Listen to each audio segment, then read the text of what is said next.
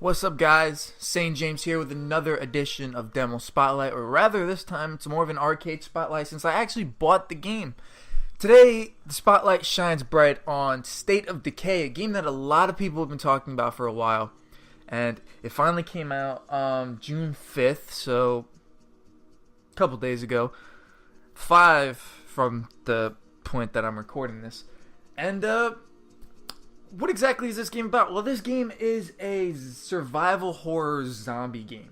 It is a single player experience, so there is no multiplayer aside from leaderboards and downloadable content. It was developed by Undead Labs and it was published by Microsoft, obviously. And in a nutshell, this game is actually pretty fun. Now, this is actually one of the things. Usually for the demo spotlights, I just play the demos in order to save me money. But this game I actually spent money on. It was a full $20. It is currently released on the Xbox 360's Xbox Live Arcade. And it is going to be released for Microsoft Windows. However, has not yet had a release date. So in a nutshell, State of Decay obviously is, like I said, a survival horror zombie game. It takes elements from what I call the 3 big zombie games, which are DayZ, Dead Island, and Dead Rising. It has a little bit of a formula from each of the 3 games, as well as adds its own personal feel to it. Now, we'll get into the gameplay. I'm not far into it. Anybody who's played this game longer than a couple hours will see as soon as I start that I'm not that far into it. I'm actually on the second area. But, this game is cool in the fact that it really does a good job at simulating a zombie apocalypse. Much like Dead Island, the big focus is on melee weapons. There are guns in the game and it's not as scarce as Dead Island, but you'll find that when you find guns, you won't use them.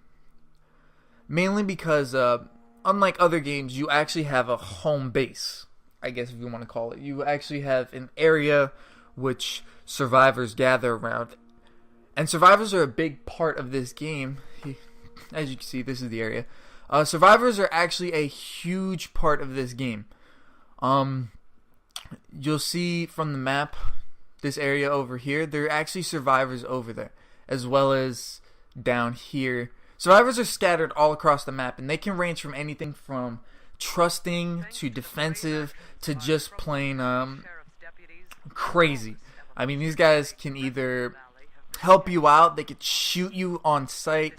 It really adds to the fact that you want to go find strangers to help defend your home base, but you don't want to do it in an area where, I mean, you don't want to put your guys in danger, which is a huge aspect of the game, considering that there is no main character.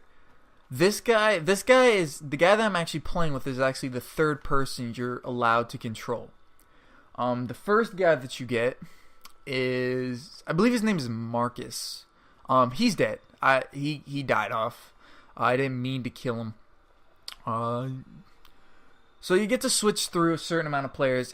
As soon as they become friends, you're allowed to switch to them. So really, you can, I guess, technically be allowed to be friends with anybody. Right now I'm friends with, well, I did have 3 people I could be with. Now I have 2. But as you can see, I'm about to go into this building. A big aspect of the game is scavenging. It is looking for supplies. And this game, I don't exactly know how to put it. This game does an interesting concept for that, in the fact that scavenging for supplies, the supplies do not respawn. In other words, when you go into a building, and you can go into any building. I mean, this is just the first town. You have the town over here. You have the city, I guess, over here. As you can see, this is a pretty sizable map for an arcade title. Oh, nope, fuck it. Close the door. Close the door. So it's a pretty sizable map for an arcade title. The scavenging is the key element of the game. You have to go out and you have to find supplies. But like I said, As soon as supplies run out, they're gone. As you can see on my mini-map at the bottom left, there is a building in the top right corner that has an X. That means that I've gone into that building and I've taken every possible supply from there. And it stays there. What this adds a sense of urgency. Because the supplies aren't always there, but depending on who you have, you'll constantly need them. You're forced, at first it does the thing where you run into town and you see a bunch of these areas. You see, gas stations, you see restaurants, and it definitely brings up morale, the fact that you have these areas that you can go scavenge. The problem is that as the game goes on, you're faced with the eventual inevitability that they will run out, and you will be forced to move on. You'll be forced to get in cars, you'll be forced to go on foot to go to the next town or go to the next area in order to get more supplies. This is actually an awesome feature to the game, and like I said, it adds another sense of urgency in the fact that you can't just stay at home base and just take on any horde that comes within visual range of your base. You are forced to go out. You're forced to go out, find supplies, and as time goes on, when you stay in a town, you're forced to go farther and farther, and that makes it more dangerous. You're forced to use up more supplies in order to go get it. And this actually adds into another aspect of the game with the survivors, is the fact that you can't take survivors with you unless they're specifically needed for a mission. However, they do add an aspect where you can, if you don't want to carry something with you, you can radio in with the radio that you have and basically call for a survivor at your base to come pick it up. Now, there of course is a risk that they will be attacked, so it's it's definitely something you want to use. However, you don't want to use it in an area where it is in a completely different area. You want to keep it, you want to keep it local. You want to keep it in range of the guy you're playing with. Now, as you can see, I just took out a couple guys, which brings up stamina. You're not going to be able to run through these games like Dead Island and Dead Rising. That's just not going to happen. Each person has a specific stamina bar, and each person has a specific skill. Much like a zombie apocalypse, you are forced to just think on your feet with the people that you have. If you don't have a doctor, you're going to have to be very cautious, because if someone gets sick, you're screwed. If you have a mechanic, it allows you to be more aggressive with the weaponry that you have. It allows you to hold things longer. It basically eases up on the burden that you have that your weapon will break, because a mechanic, especially with cars, a mechanic will be able to fix cars. So you won't be you won't be as hesitant to go use cars out into the area. And cars play, I don't want to say a big factor, but cars play a major role in the fact that it helps you carry supplies and carry things from one area to the other. However, much like if you've ever read The Walking Dead or seen The Walking Dead TV show or graphic novel,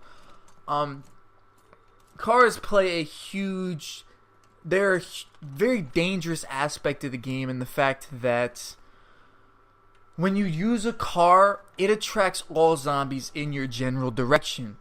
And that means that eventually they will chase you back to your home base.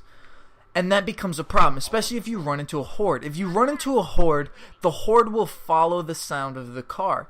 Which means that if you use a car, you're going to have to basically waste gas, especially if you run into a horde. You're going to have to drive very far. You're going to have to drive, a ways away in order to get them away from your home base, and then you're going to have to drive back an alternate route.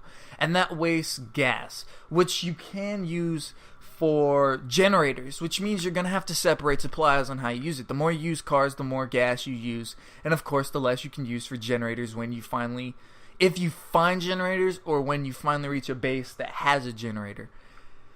As you can see, I found a stockpile of medicine, which is what I'm carrying. It is a rucksack. I think that's the term they use. Oh, fuck. But they use rucksack.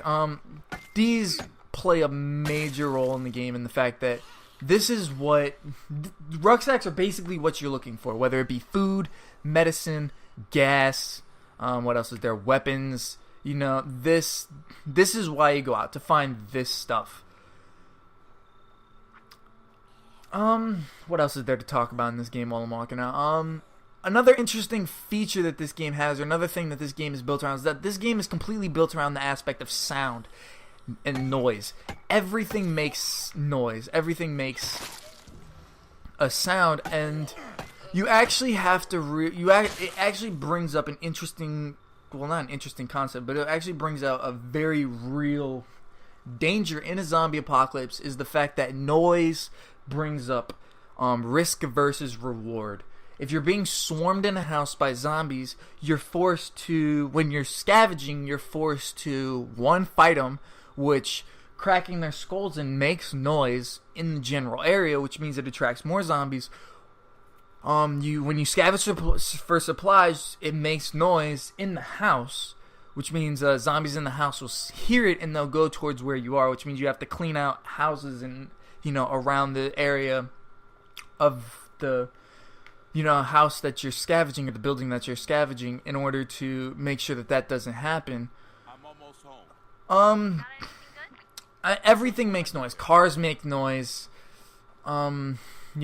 Scavenging makes noise. But the biggest thing that kills people, especially that I found, is that zombies themselves make noise. Footsteps make noise, but zombies themselves make noise. It's definitely a risk versus reward aspect to it, in the fact that as time goes on, as you're scavenging, zombies don't open the door and come in. They beat the door down, they break down windows, and that attracts more zombies to your area, which means that as time goes on, especially when you're scavenging, as time goes on, it's actually more dangerous to stay in one area at a time.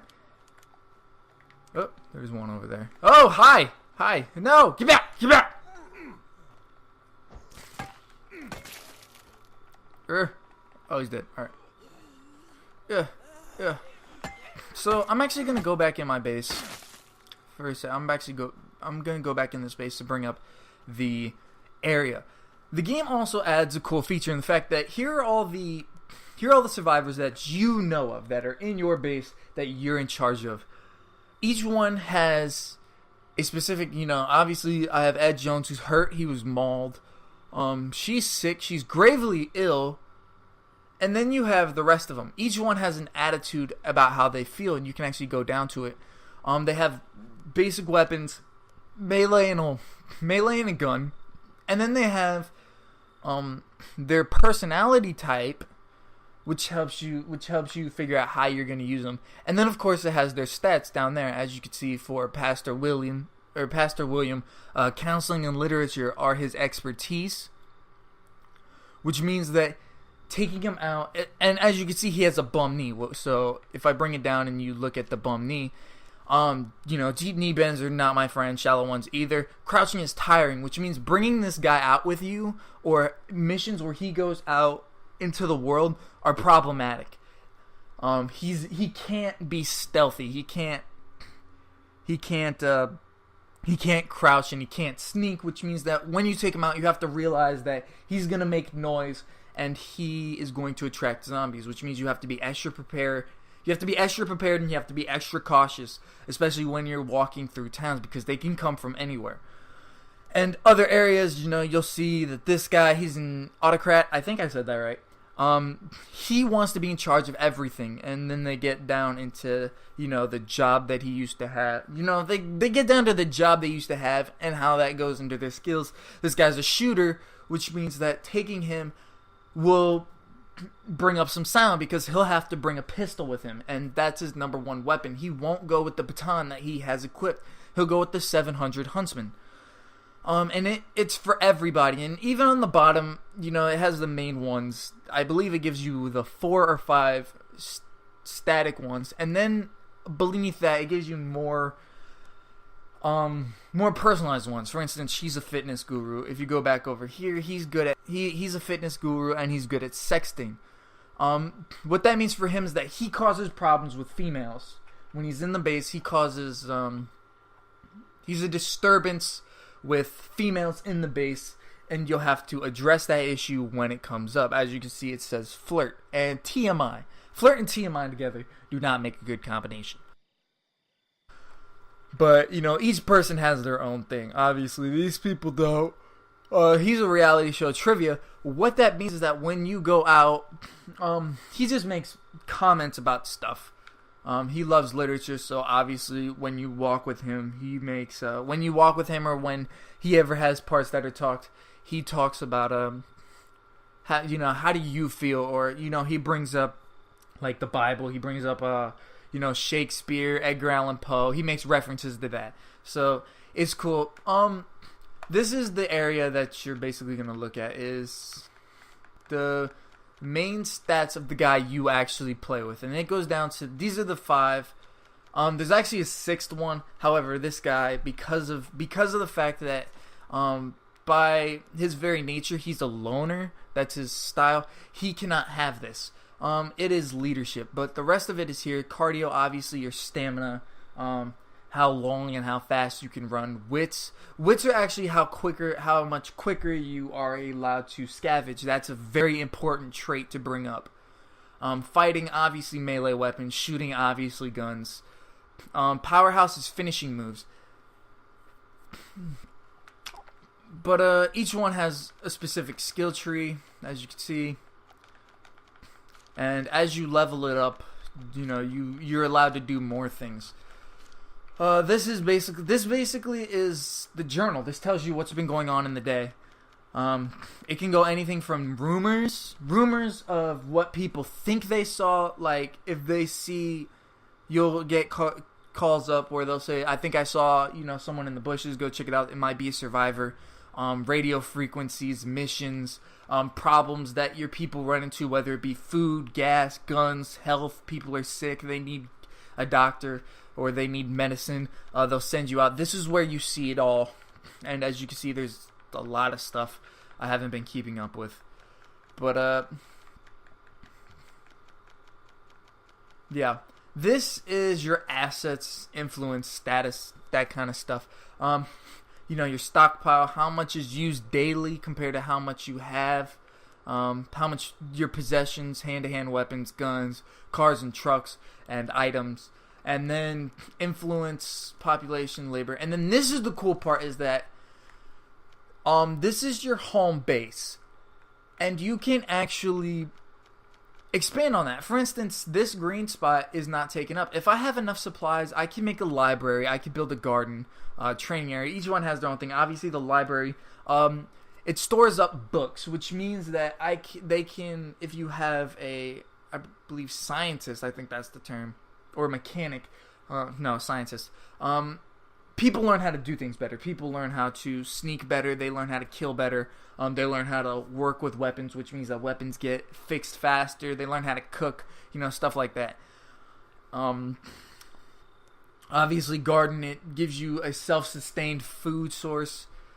Training area, obviously, it brings up people's stamina, and it actually helps. I believe it helps the cardio and the fighting aspect of the people. That gradually goes up. Obviously, medical area, sick people don't get killed. Sleeping area, people are more comfortable. They're not built up in that house or church. And then, the workshop where people can build stuff. People can work on weapons. Your weapons get faster. Stuff like that. They actually build weapons for you, and then they'll tell you about it. So this is the aspect of the game. As you can see, I already built a sleeping area, and this is kind of what it looks like. It's just an extra area on there.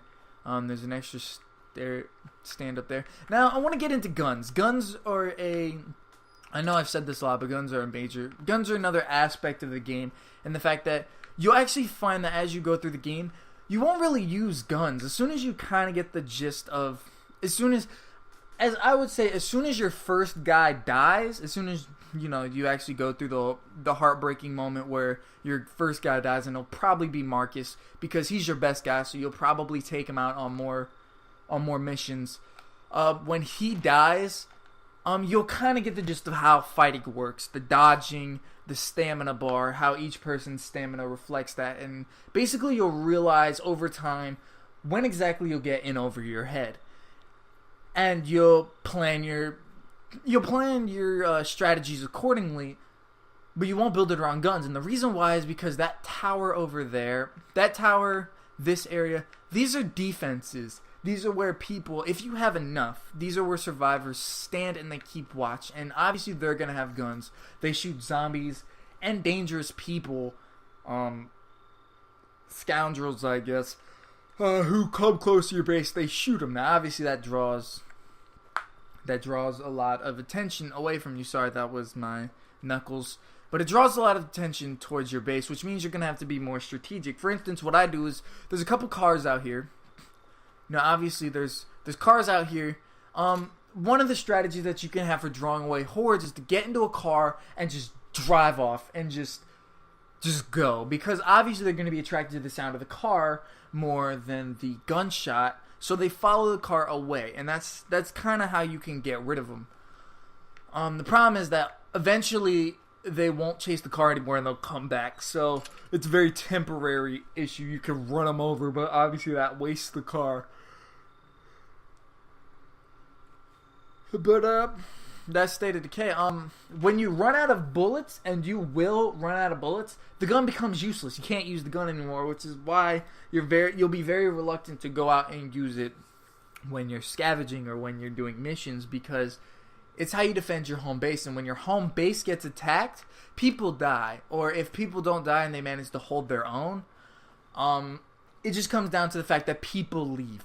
People can die. Everyone in this game can die. They are expendable. They can die anyway. They can die from sickness. They can turn into a zombie. They can leave and make their own, their own little fortress of solitude.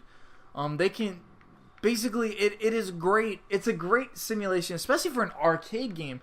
The price for this is $20 when you play it. Obviously, it has its own problems, but it is definitely, if you love that kind of zombie game, it is definitely well worth the money. It is a great simulation of a zombie apocalypse and what would happen. It feels a lot like the graphic novels in the TV show for The Walking Dead. That's what it feels like. You go out scavenging, you try to find a safe place, you try to find this safe haven, and as soon as you find it, or as soon as you run into one, then you set up base and you defend it with your life. You're very hesitant and you're very defensive towards strangers. You go out scavenging. You always run the risk of running out of supplies. Everyone can die. There is no real main character to the game. So if, for instance, if this guy dies that I'm playing with right now, this guy, if he dies, then I just move on to the next character. The game keeps going on. And the game even does a dick move where when your guy dies, it autosaves automatically. As soon as your guy dies, it autosaves, which means that you have to live, unless you want to replay the entire game, you're going to have to live with the consequence of the fact that you jumped in way over your head, or you just ran into a problem that you can't solve. And it sucks, especially aspects of the game when especially when you get farther in the game and people become better. Because Marcus was my best guy. He could shoot. He could fight. He had great cardio. The problem is he ran into... He just died. And the game does a great thing where when people die, you have to grab somebody and you have to make him step up and fill in that hole. And obviously, if you focus your attention on one guy like I did with Marcus, like this guy, he's a good shot. I'm working on his fighting and his powerhouse and his cardio. But you actually have to invest time to make these guys... you have to invest time to make these guys fill the gap. And, I got to call in about a horde, and that's another thing that you run into it. Hordes. Yes. hordes spawn up. If you always have to go out and you always have to kill zombies, because if you don't I don't want to say exterminate, but if you don't, what's the term? Regulate the zombies, I guess. If you don't go out and you don't kill a couple of zombies, they form hordes. And they don't just form one horde, they'll form 3, they'll form 4, 5, 6, 7 on the map. And that's only the ones you can see, the ones that are in your town. Hordes are a major problem. Unlike zombies, where if you make a noise and zombies go to that direction, eventually they'll stop and they'll just start roaming around that area. Hordes are not like that. What hordes do is that when hordes get attracted to noise, they just keep going until they run into something. When they go into a building, they'll completely they won't trash the building, but they'll completely stockpile in a building, and then they'll break down a door and they'll go through it, which means that even scavenging buildings are a problem because you don't know what's been there. The days are persistent. You always have to find supplies. But excuse me. But hordes are a major problem because they just keep going. And when they run into your base, they hop over the wall, they hop over your fences, they attack your people, and there's a horde down there. You can see from the map because it gives you. Fuck, I gotta do it right here. And this actually adds an interesting part. Do I want to make noise when the horde's around? That is a... Oh, crap. My bat broke. But that's another problem you'll run into, is that, much like Zombie Apocalypse, when hordes come around, and you'll see them, they aren't that big, but they are very dangerous, because the horde attracts other zombies around the area. If the horde... Let me hide into this building. If the horde gets attracted to somebody,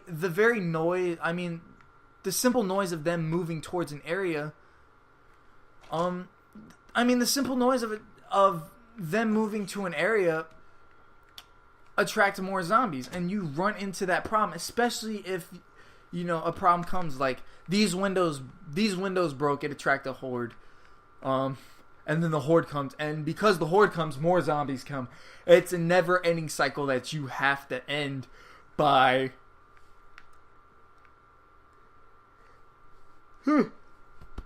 Excuse me, I'm talking too fast for, I guess, the oxygen in my body to hold up. Oh, I didn't even know you could go upstairs. Ah! Whoa, let me go downstairs. Yeah, fuck that. But, I'll go outside, but I don't want to go outside with the horde right there. And I don't want to make noise, so I'm trying not to fight these zombies. But yeah, hordes are a major problem. Survivors are a major problem. This game is just cool, so I guess... My final thoughts for this game is that this game is very cool. It does have bugs.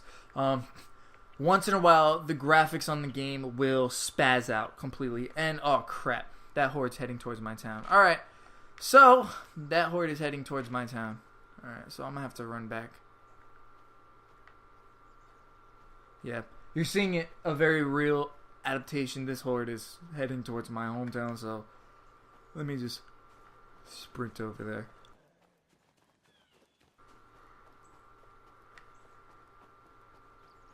Give you guys a first-hand look on how to deal with a horde. Now, you can't use a survivor all the time. As you can see from the stamina bar, that there's a little area on the top of the stamina bar that does not regenerate. That means that my guy is tired. That means that I have to give him a break. Here we go. Oh, crap! Doo-doo-doo. Oh, yeah. By the way, hordes are fast zombies. So, that adds another problem. So as you can see on the minimap, the horde is now sprinting towards me. So that adds another problem, is that most of the zombies that you run into are slow, and then they're kind of slow, and then they pick up speed. The horde zombies, nah, they're straight Left 4 Dead sprinters. As you can see, they're kind of disbanding.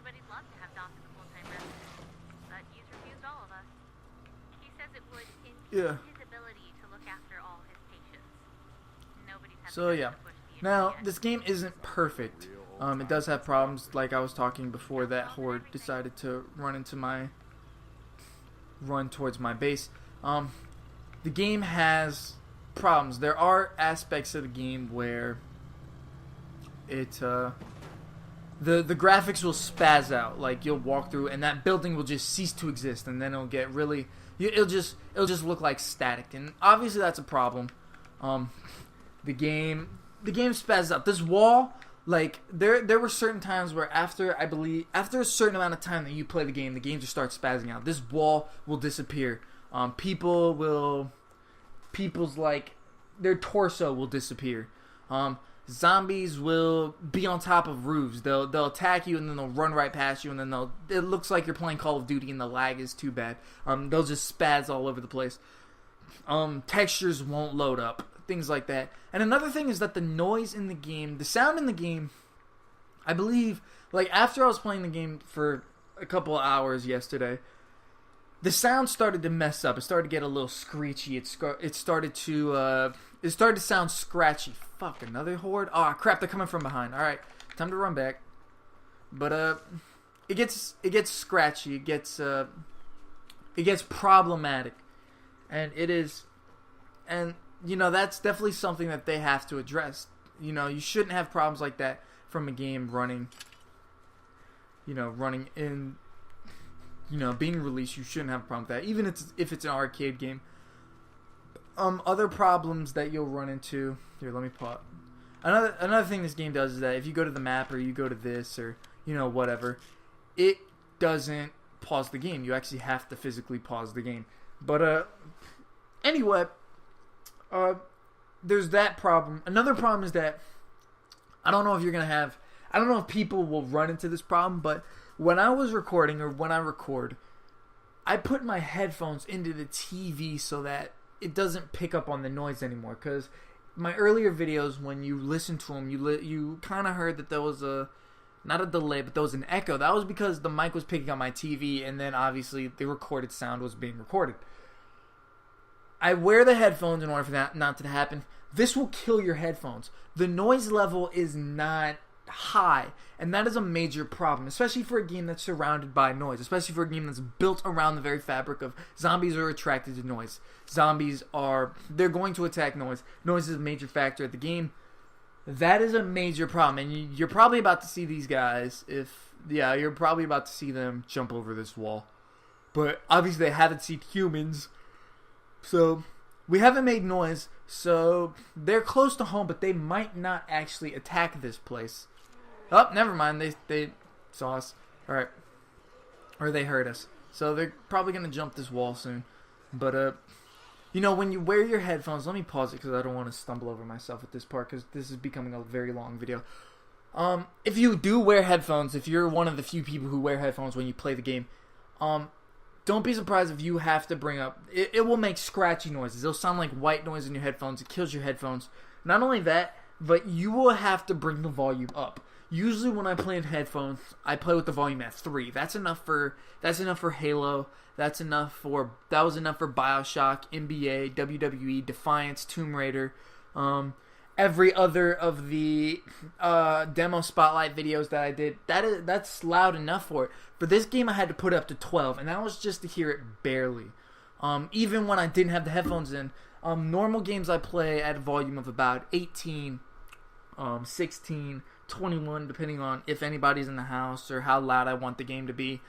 For this game, I had to play it in 40 just to hear people talking. That's an issue. I feel like they can fit... The issues are pretty minor. They're pretty petty considering how great this game is. But they're definitely issues that they can fix in updates, but it's issues that shouldn't be there nonetheless. And it definitely brings it down. If I had to give this game a rating, and I know this isn't a review, but if I had to give this game a rating, I would give it an 8 out of 10. It's definitely a fun game. It's definitely a game that would appeal to the zombie apocalypse gamer, the one who loves to play DayZ, the one who ran out and bought Warzy, or the one who was looking at Warzy till they realized it was a complete piece of shit. People who love Dead Rising, Dead Island, people like me who played Dead Island, they're like, this game was great, but it doesn't emphasize on the zombie apocalypse. It's just running around beating people. This game fills that void. This game feels like a simulation of a genuine apocalypse.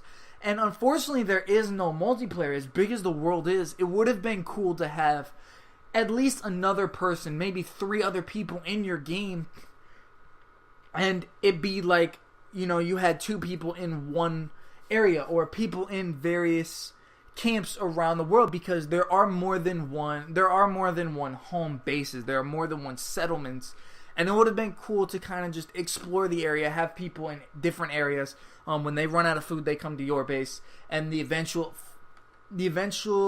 inevitability that you will run out of supplies. That would have been cool, but unfortunately they didn't. But it shouldn't take away from the game. The game is genuinely good. This is definitely one of the best, or at the very least one of the better online titles.